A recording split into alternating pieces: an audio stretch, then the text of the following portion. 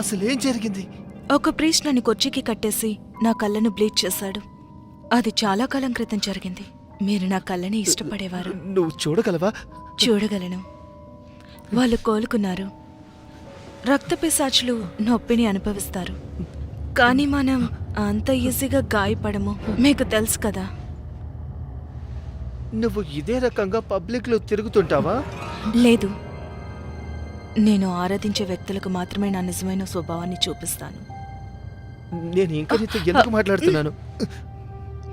ఎందుకంటే ఇది మీ ఆత్మ మాట్లాడుతుంది. ఒకప్పుడు మీరు నాలో ఓదార్పు పొందారు. మీరు మళ్ళీ ఆ సౌకర్యాన్ని ఖచ్చితంగా నా దగ్గర అనుభవించాలనుకోవచ్చు. ఎంతకీ నీకేం కావాలి? మిమ్మల్ని తిరిగి మార్చడం. తప్పగా అనుకోకు, నీకు పిచ్చి పట్టింది. నేను మీకు నిరూపించగలను. సరే అయితే నిరూపించి చూద్దాం. అవును, అవి ఇంప్లాంట్లు కావచ్చు. నేను మీ ఇంటికి తాళం వేసి ఉన్నప్పటికీ లోపలికి వచ్చాను. గాలి కోసం వెనక కిటికీ తెరిచి ఉంది. నువ్వు నాతో వచ్చావంటే నీకు ప్రూఫ్ చూపిస్తాను. దీని గురించి నాకు తెలియదు, కానీ నువ్వు దీన్ని హ్యాండిల్ చేయగలవు.